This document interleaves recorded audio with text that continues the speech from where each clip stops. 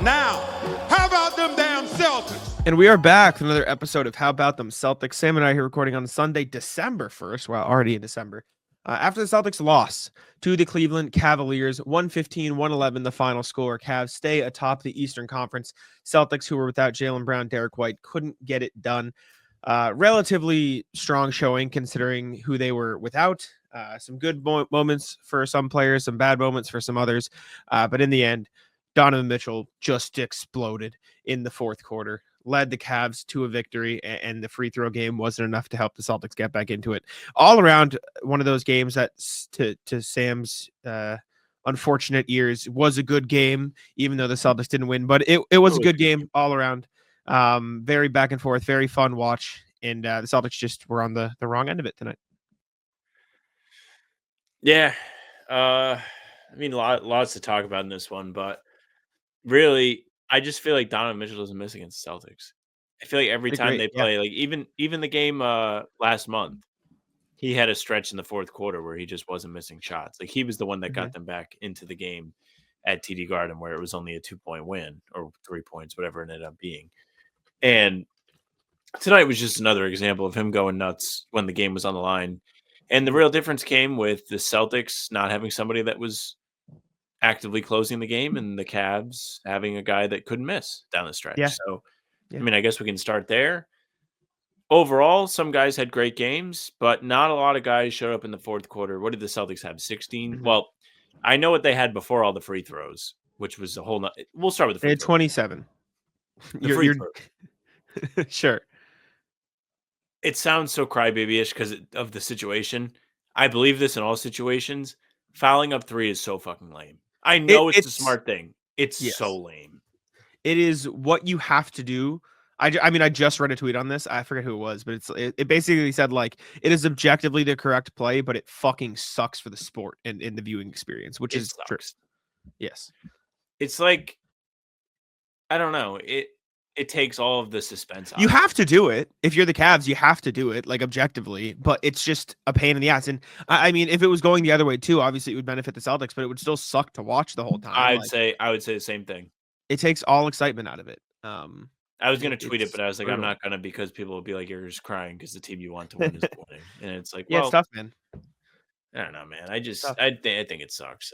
Mitchell averages the second. They said on the broadcast he averages the second most points per game all time against the Celtics. Yep, behind Mike. Yep, behind Michael Jordan. It's Michael Jordan and Donovan Mitchell. So it's tough, man. He caught fire in that fourth quarter. He finished the game with 35 points, 7 rebounds, 3 assists, and in the fourth quarter alone, he had 20 points on 6 of 6 shooting from the field, 4 of 4 shooting from 3. He literally did not miss a shot in the fourth quarter. Also 4 of 4 from the free throw line. Every time Donovan Mitchell shot the ball in any capacity going towards the rim, it went in the fourth quarter. What are you gonna do, man? Like, props to him. He played great. It's just, what are you gonna do? We can move there next. Maybe they didn't contain him points.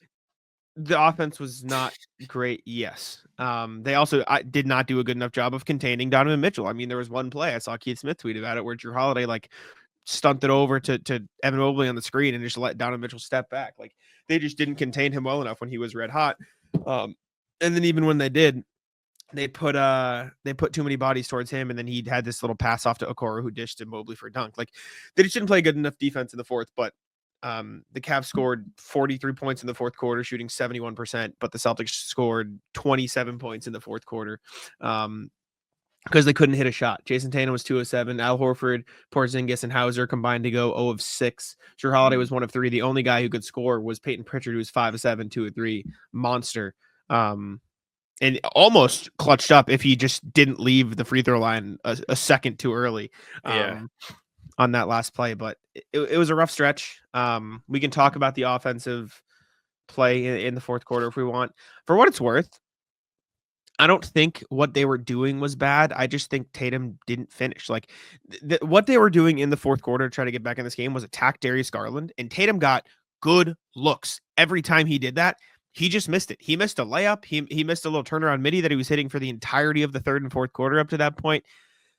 I saw somebody on Blue Sky like reply to me saying like, this is bad for Missoula. They're letting just Tatum do whatever he wants and not passing. And I'm like, that's kind of how they got back in this game. they just relentlessly attacked Darius Garland with Jayson Tatum, and it brought them from down at the half to up by 12 going into the fourth. And so I think obviously the shot making wasn't good. Like Horford missed his threes, KP and Hauser missed their shots.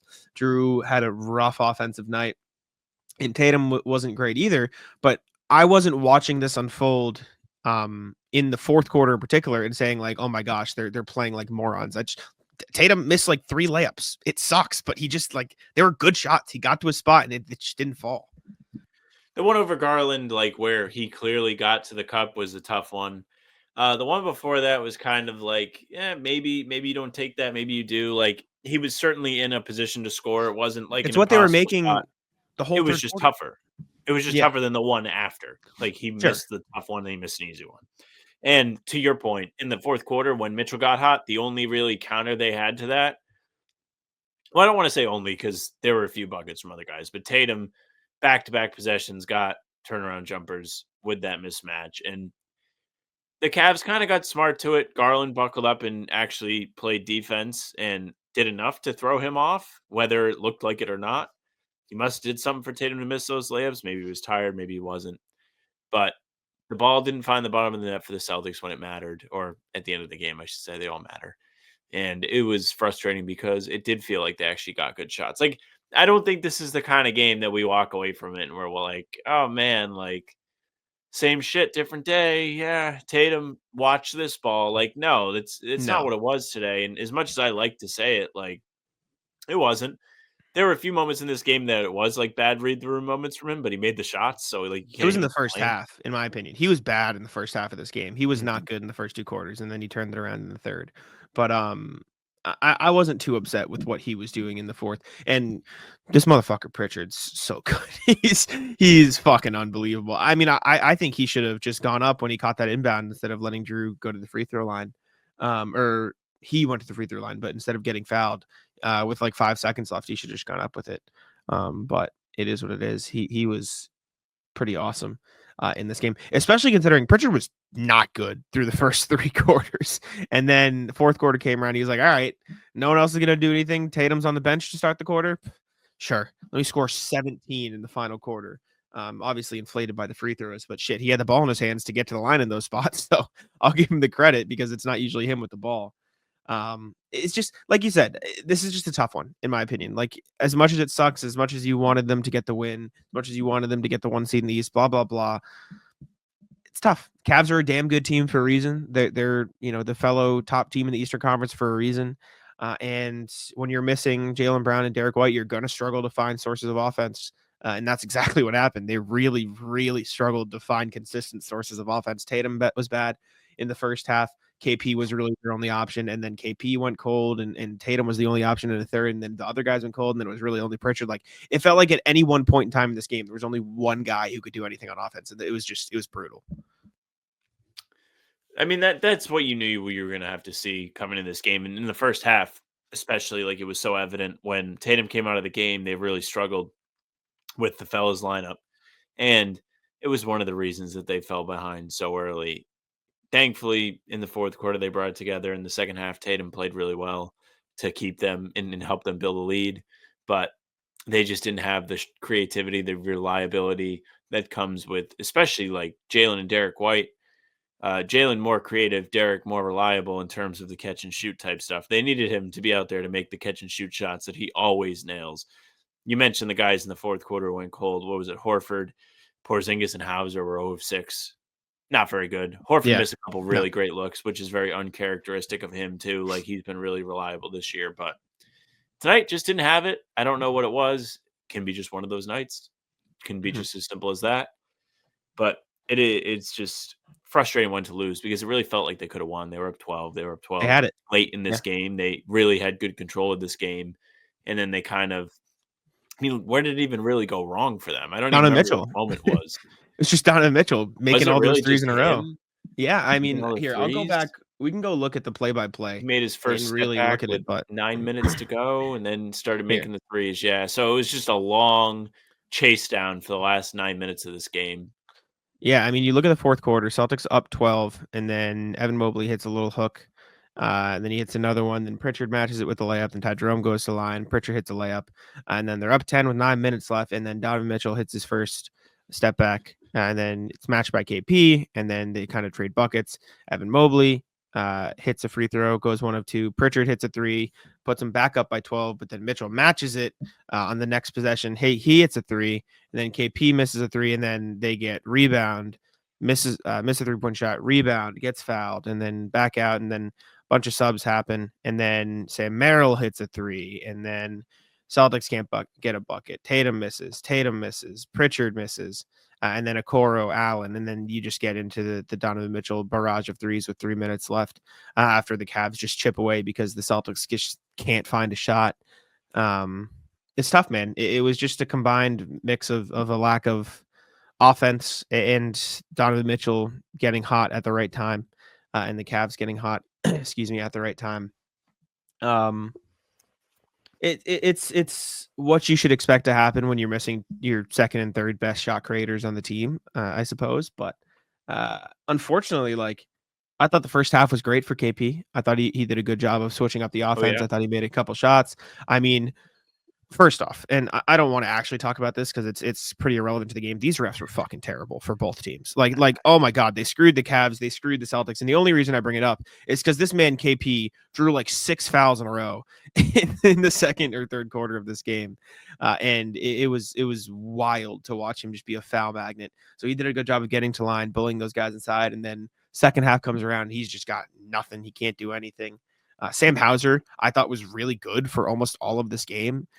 Yes. He was efficient. He was a monster on the glass. Like he was getting every single rebound. He was making some plays too. Obviously not at like a high volume, but he was doing a little bit of everything. And then he really didn't get any looks in this fourth quarter. He had 3 fouls, 2 of which were the intentional fouls, and only got 1 shot up. So he just kind of got phased out of the game. And then Drew Holiday, like on a night where you probably wanted to see him be more of a bit like a scorer, do a little bit more on offense to make up for Brown and White being out, just wasn't there. He just couldn't find any rhythm, especially in the first half. He'd get inside. He had one nice turnaround little hook shot. I think it was on Mobley. But outside of that, he was just not getting anything to go. So it was a tough night for him. And then Tatum's bad start, great third quarter, bad fourth quarter, just wasn't enough combined with Pritchard's fourth to give them enough offense in this one. Yeah, I was so excited about Kristaps in this game. I mean, the Celtics came out dead. They fell down 9-0, and then Kristaps made a 3, and then Tatum made a 3, and Kristaps really helped them get through that first half and go into the break only down 2. Like this was not a game that it felt like the Celtics should have been down 2 at the break. It felt like they should have been down like 10. So it was really encouraging at that point. And then you almost felt like it was like all coming together as they pulled away. They were up 12 going into the fourth. And it was like, oh yeah, like this is kind of what happens when you let a team stay close when they don't deserve to be close. And then in the fourth quarter, you got another. This is what happens when you let a team stick around when they don't really deserve to be close.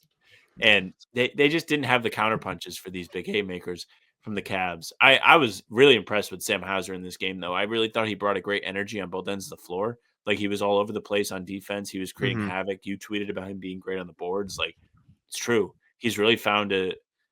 I know you always say niche, so I'll say niche there. Like he's found a spot for himself to shine that really other guys that are sharpshooters don't do. And then shout out to Drew Peterson. Drew Peterson, he's good. Plays 24 minutes in this game. I think I'm gonna write about him after we finish. Surprise, like dude just got a fucking pop quiz in the middle of the season. Joe Mazzulla's like, all right, buddy, get in there against the other best team in the East. I don't buy them still, but like go out there, big game. Jalen's out, which I don't think anybody. Well, I mean, I guess the team probably knew like internally, but like we didn't know until this I bet they morning. didn't know till today. Because I mean, it was just like he was sick. Like that's not Yeah. something that is happening often. So And it was weird to see Peterson go when like Jordan Walsh is there too. Like they probably wanted usually the offense. Yeah, they got it. I mean, he was 2 of 6. He wasn't this game, efficient, like, but yeah, it wasn't like a crazy, oh my God, like what a revelation off the bench. But you really saw that like he can hang out there, which was an yes. important thing to learn about Peterson. 8 points, 4 rebounds, and a steal, and he played some pretty solid defense. Like he was a pest for the Cavs. He drew an offensive foul on Donovan Mitchell. I think it was during that absolute burner of a quarter too. I think it was in the fourth that he drew that. And it was the kind of thing where you're like, oh wow, like he's not somebody that you He's good. have to worry about putting out there. Like, he's not going to be a massive liability on Well, either end. I will say, and they mentioned in the broadcast, but I think it just encapsulates the way he plays defense. He is play great defense for 98% of the possession and then do something bad to give up a bucket in the last like instant. Like he'll lose Karis LeVert on a cut, or he'll smack Darius Garland in the face. Also, that play, I said it on Twitter. He got him right. Like somebody on Twitter was like, "You fucking blind." He blocked it first. I was like, "No, he didn't." I think he clubbed him. Yeah. Yeah, I was like, I don't think he did, bro. I think he just smacked him in the face. But he was hustling out there. He looked good in this game. He was doing a little bit of everything. It felt like you said, he can hang out there, which is a good thing to know about Drew Peterson. All that run in Maine is really paying off. Like, we were impressed with Peterson in the preseason. He looked like he was really comfortable out there leading the guys, and we got to see it today. I'm going to pull up his. Actually, no, I'm not, because it's like impossible. But I was going to look up his G League stats for this year. I don't want to jump through all the hoops it takes to look at them. Okay. It's like 2 seconds. All right. Flex on me. Drew Peterson so far this season in the G League has played. Oh, they don't have showcase stats here on Real GM. So I actually. Yeah. See this. I know NBA.com is a shit show for that. So I was like, I'm not even going to bother. But anyways, he looked very much more comfortable than he did last year. It's, again, I know the defense wasn't perfect, but it was far better than I would have expected, especially given his frame. He's still like a little bit too skinny, it looks like, out there to guard some of these guys, but he proved that it really wasn't. In 5 games so far this series, averaging 19.6 points, 7.2 rebounds, 2.8 assists, on 45.9 and 33.3 splits with 3.2 turnovers. So I saw 2 of the games that he's played in. He has been a bit of a turnover guy, but that's mostly with the ball in his hands. But he's playing all right. He plays the thing with Drew Peterson is he plays a very different role in Maine than he does or will in Boston, which is abnormal for the guys that they're hoping to call up. So we'll have to see how that translates. But he was good. Like you said, he was impressive. I will say though, Sam, following the Luke Cornett, Dikembe Mutombo finger wag, I just saw this on Twitter. I saw someone talking about it, and I said it. The Cavs outscored the Celtics 45-29 from that point on. Great block by Luke, though. Phenomenal play. Just unfortunate what unfolded after that. Not. He didn't score on Luke Cornett for the rest of the game, though. It's true. So how much can he really flex? It's true. It's true. No, like, sure, you can score on Drew Holiday. Good for you. No, it is what it is. This is a tough one. I don't think the Celtics played bad by any means. I thought they actually played pretty all right, considering the circumstances. It's just the offense was brutal. It just I thought they were dead stagnant. In the first half, and they weren't. So yeah, they came all the way back, and you have to credit Tatum for that comeback. He was a monster in that third quarter. He completely took over, targeted Darius Garland, and did whatever they wanted in that quarter. But the fourth came around, and it was just didn't have enough juice left, and it literally didn't have juice. But I don't know. Is there anything else you want to talk about? I feel like we're missing stuff. Jaden Springer played for 7 seconds. Sam, yeah, kind of missed his assignment, but like. They had a really great chance on that possession to get a steal because Cleveland had no timeouts. I know. They cut off I thought that was 5 seconds, or it was going to be, but they floated the ball up to Georges Niang, and nobody stole it. So, yeah. I mean, listen, what do you really want? He had an offensive rebound, hustle guy. Another random funny thing from this game, I saw the most egregious attempt at drawing a charge I've ever seen in my life. Jalen Tyson was the furthest in the circle I think I've ever seen somebody try to draw a charge. Yeah. Like Ed Malloy didn't even want to call it. He was just like, dude, you are so far in the circle. And it was like, what the hell am I watching? Also, before we go, I'm gonna do this every single time now. I got an advent calendar my mom gave me, so I'm gonna eat my chocolate right here for you. I'm gonna open every day in December. Nobody say anything mean to Jack. That's okay. Call me fat all you want. I don't give a shit. I'm used to it, bro. I get these every year. My mom is obsessed with Christmas, and so she gets us an advent calendar every year. And so I've decided, since I no longer live at home, this is the first time I haven't lived at home for the holidays. My mom was very sad when I left today for Thanksgiving or after Thanksgiving. I'm going to open my chocolate here. And so if my mom watches the podcast, which she definitely does not, but maybe Henry can tell her that I've been doing this here. So we'll see. And if you have advent calendars, I know you don't because you're the Grinch. If you have advent calendars at home, let me know what you get in yours. So I have to find it though. Have you ever had an advent calendar, Sam? I'm aware of what it is. Okay. I don't know if probably when I was a kid. I got a drum today. It's shaped December like a drum. 1st. Okay. It's a drum. Thanks, Mom. Can't Love believe you. Merry it's December Christmas. 1st. Mm-hmm. Merry Ugh. Christmas, Mom. Love you. Thank you. All right. That'll do it for us. Thank you all for tuning in. Let us know your thoughts on this game down in the comments. Subscribe here on Spotify and Apple, and I'll let Sam take it out. Yeah, thank you very much for listening and watching. Make sure you subscribe, leave a like, comment. Tell us what you thought of Celtics-Cavs. I'm sure you're thrilled. You can also hit the bell on the channel because Jack and I are here with new content every single day. Full pods drop Tuesday, Thursday, Sunday. Game recaps like this one are up on the channel the day after each game, and other videos are up in between to keep you up to date on all things Celtics. You can find us on Spotify and Apple too because the recaps and pods are up there for you. Follow us. They'll go right to your feed. We appreciate that. You can email us, hbtcpod@gmail.com. We love to hear from you guys. We read your emails every single show. We'll be recording sometime in the early afternoon today, so get them in early because we got a game to go to.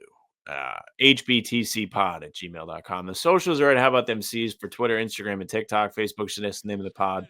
Our streams are there. They're on YouTube. They're on Twitter. Jack's Twitter is Jackson NBA. Mine's at Sam with France NBA. That's it for us. Bye. Taco. Come on. Taco.